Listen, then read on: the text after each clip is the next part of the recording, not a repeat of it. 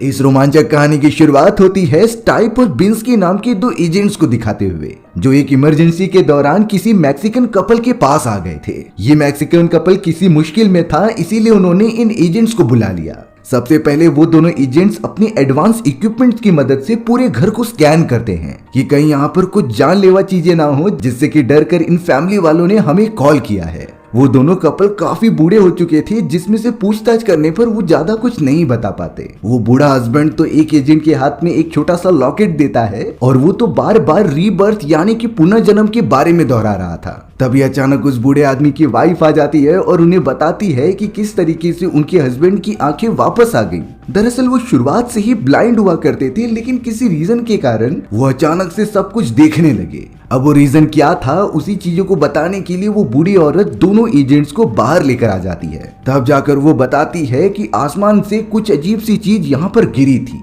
और उसी चीज के आने के बाद बहुत ही अनजान तरीके की चीजें उनके साथ होने लगी हैं। वो दोनों एजेंट्स काफी ज्यादा एक्साइटमेंट में उसे देखने के लिए चले जाते हैं। अब हमें यहाँ उसी टाउन के अंदर डेविड नाम का एक आदमी दिखाया गया। डेविड तो ग्रेवयार्ड में मौजूद होता है, जो अपनी मरी हुई वाइफ के ग्रेव के ऊपर रहकर उसे श्रद्धांजलि दे रहा था। डेविड की वाइफ को यहाँ मरे हुए कई साल बीत चुके थे और वो उसे हमेशा याद किया करता। डेविड की एक बहुत ही प्यारी बेटी होती है जिसका नाम एनाबेल था और वो उसके साथ ही रहकर अपने आगे की जिंदगी गुजारता। डेविड तो यहाँ पर एक कार मैन्युफैक्चरिंग फैक्ट्री में काम किया करता था, लेकिन हाल ही में वर्ल्ड वॉर चालू होने के कारण कोई भी कस्टमर्स उनके पास आ ही नहीं रहे थे, जिससे कि अब ऐसी नौबत आ चुकी थी कि वो सभी अपनी फैक्ट्री का काम बंद करना चाहते थे और अगर प्रॉफिट नहीं होगा तो फैक्ट्री ओपन रख के कुछ फायदा नहीं है। फैक्ट्री के अंदर मौजूद जितने भी एम्प्लॉयज हैं उन्होंने तो काम करना ही बंद कर दिया, क्योंकि उन्हें सैलरी नहीं मिल रही थी, तो फिर वो काम कैसे करें। फैक्ट्री का ओनर तो डेविड से साफ साफ बात करता है कि शायद हमें सब कुछ बंद करना होगा, लेकिन तभी वहां जैक नाम का एक और एम्प्लॉय आता है जो बहुत ही पॉजिटिव माइंडेड था। वो तो कंपनी के ओनर से कहता है कि हमें थोड़ा सा वेट करके देखना चाहिए, अगर कुछ समय में वॉर खत्म हो जाते हैं तो सारे कस्टमर्स हमारे पास वापस आ जाएंगे, सिर्फ हमें अपनी सारी चीजों को थोड़े समय के लिए होल्ड करके रखना पड़ेगा। डेविड को भी ये बात अच्छी लगती है, इसीलिए वो जैक का साथ दे रहा था। अपना सारा काम खत्म करने के बाद डेविड और जैक एक बार में चले जाते हैं, जहां पर वो थोड़े मोड़े ड्रिंक्स पी रहे थे। टीवी पर वॉर की सारी न्यूज बताई जा रही थी, तभी अचानक एक अनजान आदमी वहां पर आ गया, जिसने की अमेरिकन मिलिट्री का बुराई करना स्टार्ट कर दिया। जैक को इस बात से बहुत बुरा लगता है, क्योंकि उसकी रिस्पेक्ट आर्मी के लिए काफी बढ़ गई थी इस वर्ल्ड वॉर में। वो तो उस आदमी से जाकर बहस करने लगा कि आखिर तुम ये क्या बात कर रहे हो, और इन्हीं सारी चीजों में जैक और उस अनजान आदमी के ग्रुप के लोगों के बीच झगड़े हो जाते हैं। वो तो बहुत ही बड़े गैंग के मेंबर लग रहे थे, जो बाहर निकलने के बाद जैक को पकड़कर मारने लग जाते हैं। 2 से 3 लोगों ने तो जैक को पकड़ के रखा था और उनका लीडर सामने से आकर जैक की धुलाई कर रहा होता है। लेकिन अब डेविड को जब पता चला तो वो भी जैक की मदद करने चला गया। वो किसी भी तरीके से जैक को छुड़ाता है और कई सारे लोगों को मारकर ढेर कर देता है। लेकिन अब इन सारी चीजों में हमें पता चला कि जैक का एक पैर नकली है, यानी कि वो एक डिसेबल आदमी है जो कि आर्टिफिशियल पैर लगाकर घूम रहा था। जब ये सारी बातें उन गैंग मेंबर्स को पता चली तो वो काफी ज्यादा शॉक हो गए और वहां से भागकर तुरंत ही चले गए। डेविड जैक का यहाँ पर आर्टिफिशियल पैर लौटा देता है, जिससे कि जैक को बहुत ज्यादा शर्मिंदगी महसूस हो रही थी, लेकिन फिर भी वो डेविड की कार में बैठता है और वहां से चला जाता है अपने हॉस्टल में। डेविड जैक को उसके हॉस्टल में छोड़कर सीधा अपने घर की तरफ निकल गया। डेविड अब जैसे ही अपने घर पर पहुंचता है तो वहां उसकी बेटी एनाबेल मौजूद थी। एनाबेल तो अपने फादर के बर्थडे के लिए केक तैयार कर रखी थी, लेकिन यहाँ पर डेविड को खुद के ही बर्थडे के बारे में नहीं पता होता। वो उसका केक कट करती है और यहाँ हमें एक चौंकाने वाली बात पता चली। दरअसल एनाबेल के कॉलेज की फीस डेविड ने टाइम पर नहीं भरी थी, इसी वजह से एनाबेल को कॉलेज में इंटर नहीं करने दिया और उसे ड्रॉप लेना पड़ा। हालांकि डेविड को जब ये बात पता चली तो वो अपनी बेटी से कह रहा था कि मैं चाहे कुछ भी करूंगा, मैं ओवर टाइम काम भी करूंगा, लेकिन तुम्हारे कॉलेज की फीस लौटा कर रहूंगा। लेकिन एनाबेल कहती है कि अब इसकी कोई जरूरत नहीं।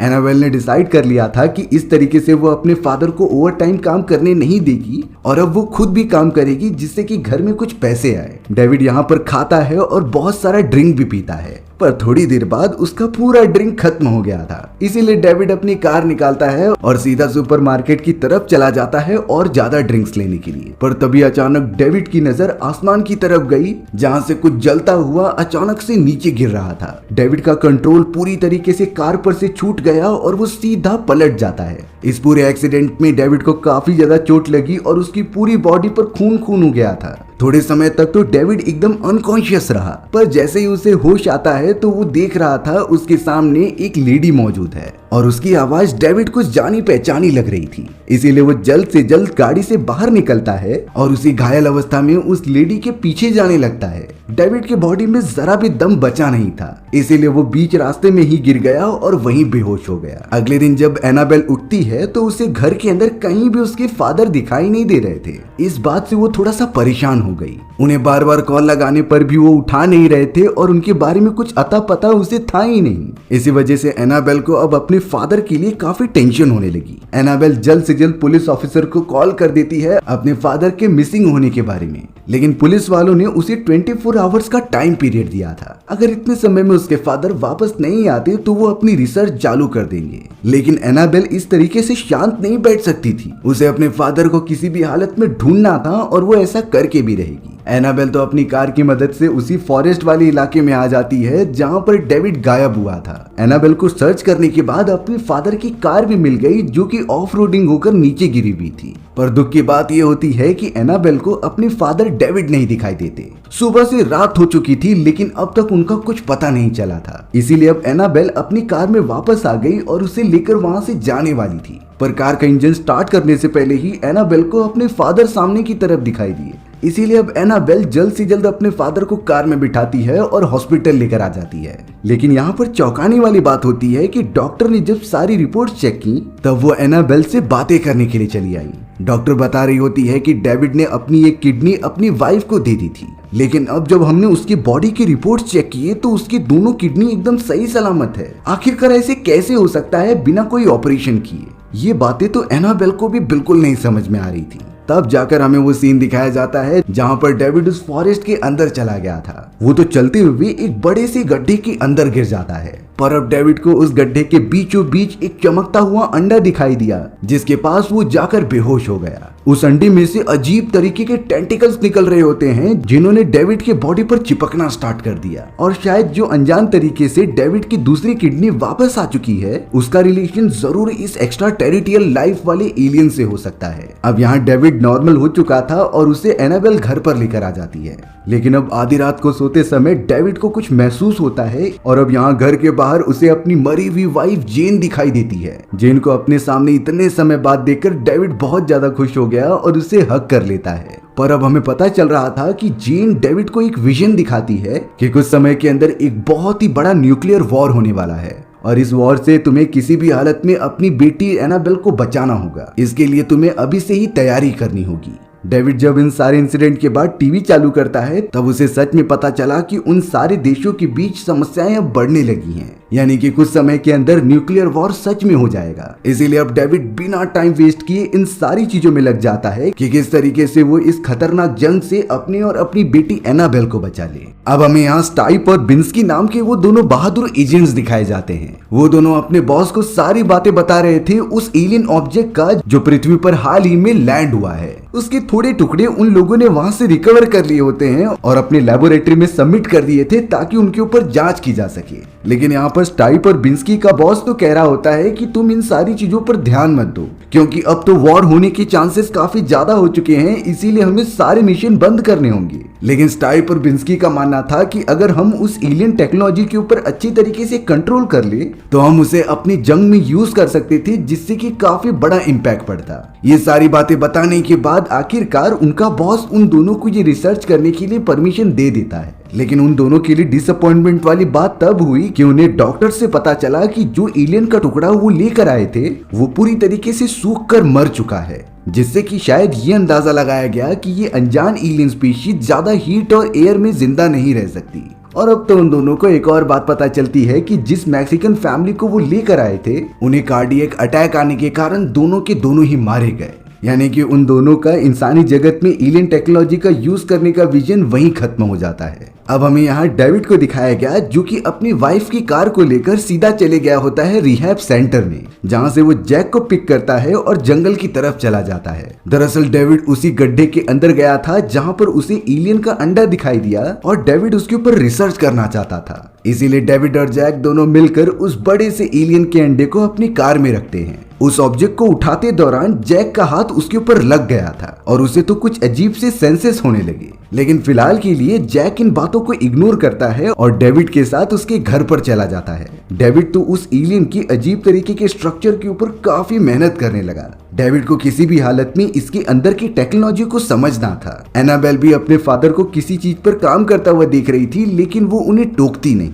हमें अब यहाँ जैक को दिखाया जाता है जो कि अपने हॉस्टल में आराम से सो रहा था, लेकिन तभी अचानक जैक के कटे हुए पैर में थोड़ा सा दर्द होने लगता है। जैक ने जैसे ही अपने नकली पैर को निकाल कर देखा तो उसके अंदर से कुछ छोटी सी चीज बाहर आ रही थी, लेकिन जो भी हो रहा था जैक को इससे काफी ज्यादा पेन होता है। जैक को इस बात से काफी ज्यादा टेंशन हो रही थी, इसीलिए वो सीधा चला गया डेविड के घर पर। डेविड तो उस दिन से ही एक ऐसा बंकर बनाने में लगा हुआ था जिसके अंदर वो सभी लोग सेफ रहे। डेविड ने तो यहाँ पर नोटिस किया कि जो एलियन का वो जो ऑब्जेक्ट है उसके ऊपर थोड़ी सी चोट लग गई है। थोड़ी देर तक रिसर्च करने के बाद डेविड को पता चलता है कि जरूर ये सारी चीजें सनलाइट की वजह से हुई हैं, यानी कि ये एलियन ऑब्जेक्ट सनलाइट को बिल्कुल भी बर्दाश्त नहीं कर सकता था। अब थोड़ी ही देर में डेविड के पास जैक आ जाता है जिसकी हालत खराब होती जा रही थी। डेविड ने जब जैक को नीचे बिठाया और उसके नकली पैर को बाहर निकाला तो वो ये नोटिस करता है कि उसके कटे हुए पैर में से एक अलग ही पैर ग्रो हो रहा है, और ये हो न हो इस एलियन ऑब्जेक्ट की वजह से है, क्योंकि जैक ने आने से पहले इसे छुआ था और शायद इस एलियन ऑब्जेक्ट के अंदर रीग्रो करने की एबिलिटी हो। जैक की तबीयत ज्यादा खराब हो रही थी, इसीलिए डेविड उसे अपने घर के अंदर लेकर आ गया। डेविड तो अब एनाबेल को कहने लगा कि तुम इसका थोड़ी देर तक ध्यान रखो और मैं जल्द से जल्द आता हूँ। डेविड तो अपनी कार लेकर सीधा सुपरमार्केट में चला गया था कुछ इंपॉर्टेंट सामान लाने के लिए। वो तो ठंडा करने वाले हीलियम गैसेस के सिलेंडर्स को लेकर आता है और उसे उस एलियन ऑब्जेक्ट के चारों तरफ लगा देता है जिससे कि उसे हीट से कोई भी प्रॉब्लम ना हो। और अब डेविड जैक को धीरे धीरे उसी चेंबर में लेकर आ गया जहां पर वो एलियन ऑब्जेक्ट मौजूद था। डेविड को यहाँ कंफर्मेशन तो मिल गई थी कि शायद इसी एलियन ऑब्जेक्ट की वजह से जैक का कटा हुआ पैर वापस से रीग्रोथ कर रहा है, लेकिन इस पूरे प्रोसेस में जैक को बहुत ज्यादा पेन हो रहा था। इसीलिए अब डेविड ने जैक का हाथ पकड़ के उस एलियन ऑब्जेक्ट के ऊपर रख दिया, जिससे कि बहुत सारे टेंटिकल निकलकर जैक के ऊपर चढ़ जाते हैं और अब उसका कटा हुआ पैर जो इतना स्लो ग्रो हो रहा था वो तेजी से होने लगता है। इन सारी चीजों से जैक को ज्यादा पेन भी नहीं होता, लेकिन अब एनाबेल भी उस ऑब्जेक्ट के काफी ज्यादा क्लोज खड़ी थी, इसीलिए कुछ टेंटिकल उसके हाथ पर भी चढ़ने लगते हैं, लेकिन एनाबेल तुरंत ही पीछे हट गई।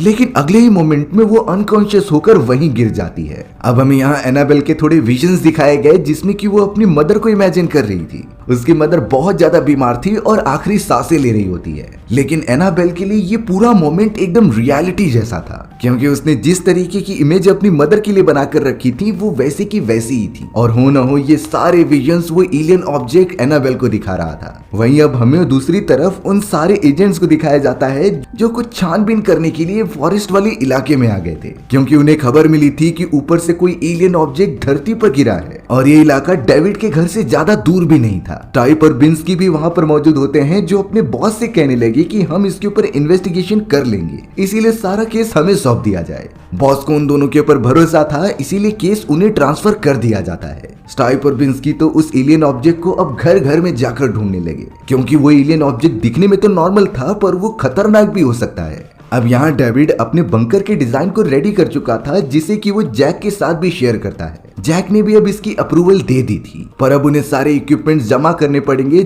जिससे कि ये बंकर जल्द से जल्द बनाया जा सके। एनाबेल शॉक हो चुकी थी कि आखिर ये चीजें कैसे पॉसिबल हो सकती हैं, क्योंकि अब तो जैक का कटा हुआ पैर एकदम से रीग्रोथ हो चुका है। और ऐसा ही सेम इंसिडेंट उसके फादर के साथ हुआ था कि उनकी एक किडनी जो कि उन्होंने अपनी वाइफ को दे दी थी वो वापस से ग्रो हो जाती है बिना किसी ऑपरेशन के। ये इंसानों के लिए किसी चमत्कार से कम नहीं है जो कि वो एलियन ऑब्जेक्ट इन सभी के लिए कर रहा था। डेविड तो अब सीधा मटेरियल जमा करने के लिए अपने दोस्त टोनी के पास आ जाता है। हालांकि यहाँ पर डेविड के पास कुछ ज्यादा पैसे नहीं थे सामान खरीदने के लिए, इसीलिए उसने अपने दोस्त टोनी को काफी ज्यादा ड्रिंक पिला दी और उसके एब्सेंस में उसके कारखाने से कई सारा सामान ले लिया। वो तो एक मिक्सचर कंटेनर भी लेकर चले जाते हैं जो बंकर बनाने में हेल्प करेगा। डेविड और जैक मेटल का सारा सामान लेकर एक कारखाने में आ गए जहां पर वो अपना बंकर तैयार करेंगे और यहीं पर उसका प्लांटिंग करेंगे। हमें अब यहाँ पर वो सारे एजेंट्स दिखाए जाते हैं जो कि अपनी इन्वेस्टिगेशन जारी रख रहे थे। उन्हें तो जंगल के अंदर एक बड़ा सा गड्ढा दिखाई देता है जिसके अंदर वही एलियन ऑब्जेक्ट गिरा था। वहां पर उन्हें एलियन के एक छोटे से सैंपल तो मिल जाते हैं, लेकिन वो बड़ा सा एलियन ऑब्जेक्ट अभी भी मिसिंग था। उन्होंने तो जल्द से जल्द एलियन के उस छोटे से पार्ट को रिसर्च टीम के पास भेज दिया होता है, जिससे कि उसके ऊपर रिसर्च करके ये पता लगाया जाए कि आखिर ये कौन सी स्पीशीज है। यहाँ पर वैज्ञानिक पूरी तरीके से उस छोटे से एलियन ऑब्जेक्ट को चेक कर रहे होते हैं और रिपोर्ट में ये पता चला कि ये एलियन ऑब्जेक्ट इस जगह से बिलोंग ही नहीं करता, लेकिन अब इसके अंदर पेड़ पौधे जानवर और इंसानों के भी डीएनए मौजूद हैं, जो कि एकदम शॉकिंग रियलिटी थी और एक तरीके से ये समझने पर मजबूर कर देती कि शायद ये एलियन ऑब्जेक्ट अपने आसपास की चीजों के बारे में इंफॉर्मेशन ले लेता था और उसी तरीके से रिएक्ट करता था। और तो और वो सारे वैज्ञानिक ये भी समझ जाते हैं कि जो मैक्सिकन कपल उन्हें मिला था उसमें से बूढ़े हस्बैंड को शायद इसी एलियन ने अपनी थोड़ी सी पावर दी होगी, जिससे कि वो पूरी तरीके से देखने लगा, क्योंकि इससे पहले वो तो पूरी तरीके से ब्लाइंड होता है। लेकिन चौंकाने वाली बात थी कि वो दोनों कपल थोड़े समय बाद हार्ट अटैक से मारे गए थे। यानी कि ये एलियन ऑब्जेक्ट भले ही शुरुआत में एकदम अच्छी तरीके से रीग्रोथ कर दे, लेकिन बाद में इसकी एंडिंग बहुत ही दर्दनाक होगी। यहाँ डेविड और जैक ने कारखाने के अंदर कई सारी चीजों को मिलाकर बंकर बनाना स्टार्ट कर दिया। उन्होंने तो अपना काम आधा कर लिया होता है और उसके अंदर वो एलियन ऑब्जेक्ट को छुपा कर रख देते हैं, क्योंकि इसके ऊपर सनलाइट पड़ेगी तो ये मारा जाएगा। यहाँ एनाबेल को अपनी मदर की काफी याद आ रही थी, लेकिन वो इस तरीके से हमेशा नहीं रह सकती, इसीलिए अब एनाबेल ने अपने मदर से जुड़ी हुई सारी चीजें बाहर निकाली और उसे जलाने के लिए चली गई। लेकिन थोड़ी देर में वहां पर वो दोनों एजेंट्स आ जाते हैं जिसने कि एनाबेल को कस्टडी में ले लिया था। वो तो अब उससे पूछताछ करने के लिए घर में चला जाता है, जहां पर डेविड और जैक को भी बुलाया गया। जैक से पूछताछ करने पर वो सिर्फ इतना बताता है कि उस रात आसमान से कोई चमकती हुई चीज नीचे गिरी थी और उसे देखकर मेरे कार का कंट्रोल खो गया और मेरा एक्सीडेंट हो गया। डेविड सोच रहा था कि वो इन एजेंट से एलियन ऑब्जेक्ट के बारे में सब कुछ छुपा ले, लेकिन वो एजेंट्स पहले से ही रिसर्च करके आए थे। उन्हें ये पता था कि डेविड के पास एक किडनी ही थी, लेकिन अब किसी अनजान रीजन की वजह से उसके पास दोनों किडनीज हैं। यानी कि उन्हें पूरी तरीके से शक हो गया था कि वो एलियन ऑब्जेक्ट डेविड के पास है। लेकिन डेविड चाहे कुछ भी हो जाए उस एलियन ऑब्जेक्ट के बारे में नहीं बताना चाहता था, इसीलिए उसने अपने कारखाने को घर से काफी ज्यादा दूर चूज किया होता है। उन एजेंट्स को छानबीन करने के बावजूद भी कुछ नहीं मिलता और वो फिलहाल के लिए चले जाते हैं। अब हमें टोनी दिखाया जाता है, जिसके यहाँ से डेविड ने बहुत सारी सामानों की चोरी की थी। उसे ये बात पता चल चुकी होती है, इसीलिए वो सीधा डेविड के पास चला गया। डेविड तो अब अपने कारखाने की तरफ जा रहा होता है जहाँ उसने बंकर बनाया था और उसी जगह पर एलियन ऑब्जेक्ट रखा होता है। लेकिन डेविड को तुरंत पता चल गया कि वो एजेंट उसका पीछा कर रहे हैं, इसीलिए डेविड ने एक चाल चली और अपने एक दोस्त को रास्ते में बुला लिया। थोड़े समय बाद जब वो एजेंट्स डेविड को जाकर पकड़ लेते हैं तो पता चला कि ये तो डेविड है ही नहीं, बल्कि ये तो उसका दोस्त था। डेविड सीधा अपने कारखाने में पहुंच जाता है। वहां पर उसने ऑलमोस्ट वो बंकर क्रिएट करके रेडी कर लिया था, लेकिन तभी उसके सामने टोनी आ गया और उसे बोलने लगा कि आखिरकार तुमने ऐसा क्यों किया? तुमने इतने सारे सामान चुरा लिए जिससे कि मेरी कंपनी अब लॉस में चल रही है। इसीलिए अब टोनी कहने लगा कि मैं पुलिस ऑफिसर्स को कॉल करने वाला हूँ। डेविड इन सारी चीजों की वजह से अपनी बेटी की लाइफ रिस्क में नहीं डालना चाहता था, इसीलिए उसने तुरंत ही टोनी को मारना स्टार्ट कर दिया। दोनों के बीच घमासान लड़ाई होती है, लेकिन डेविड ने अपने पैर की मदद से टोनी को बहुत जोर से धक्का मारा, जिससे कि टोनी का सर एक नुकीले हिस्से में जाकर लग जाता है। बुरी बात तो ये हुई कि टोनी वहीं का वहीं मारा गया। डेविड अब कुछ समझ नहीं पाता, इसीलिए अब सारे सबूत मिटाने के लिए उसने टोनी की डेड बॉडी को पूरी तरीके से जला दिया। यहाँ पर डेविड अब बैठकर नोटिस करता है कि जो एलियन ऑब्जेक्ट उसने बंकर के अंदर रखा था वो धीरे धीरे बंकर को पूरी तरीके से कवर कर रहा है, जैसे कि इसका विस्तार हो रहा है, वो भी बड़े पैमाने पर। यहाँ वो दोनों एजेंट सीधा जैक और एनाबेल के पास पहुंच चुके थे और वो तो अब जैक को काफी ज्यादा टॉर्चर कर रहे होते हैं कि वो सारी सच्चाई बता दे। एनाबेल भी उन्हें रोकने की कोशिश करती है, पर वो उसे भी मार रहे थे। डेविड भी जल्द से जल्द अपने घर पर पहुंचा, तभी उसे पता चलता है कि वो एजेंट्स मेरे फैमिली वालों को टॉर्चर कर रहे हैं। इसीलिए उसने उनका ध्यान भटकाने के लिए उस पूरी जगह पर आग लगा दी, जिससे कि वो एजेंट्स बाहर आकर देखने लगे। डेविड तुरंत ही अंदर घुसता है और एक दूसरे एजेंट पर गन तान देता है। एनाबेल और जैक ने उस एजेंट को बेहोश किया और वहां से लगातार भागने लगे, लेकिन बिन्स्की अपने साथी को घायल देखकर बहुत गुस्सा हो गया और उसने तो एक स्नाइपर निकाली जो सीधा फायर कर देता है एनाबेल के ऊपर। डेविड भी इस बात से गुस्सा होकर सीधा अपनी गन से फायर करता है बिन्स्की को और वो तुरंत ही अपनी बेटी और जैक को कार में बिठाकर वहां से निकल गया था। डेविड इसीलिए टेंशन फ्री रहता है क्योंकि वो सोच रहा था कि अपनी बेटी को चाहे कुछ भी हो वो उस ऑब्जेक्ट के पास हीलिंग पावर की मदद से उसे ठीक कर देगा। यानी कि वो तीनों फिलहाल के लिए उसी फैक्ट्री की तरफ जा रहे हैं जहाँ पर वो एलियन ऑब्जेक्ट रखा है। डेविड तो अपनी घायल बेटी को लेकर तुरंत ही उस कैप्सूल के अंदर डालने लगा, लेकिन उस एलियन ऑब्जेक्ट के पास लेकर जाने पर भी उसकी बेटी हील नहीं हो रही होती,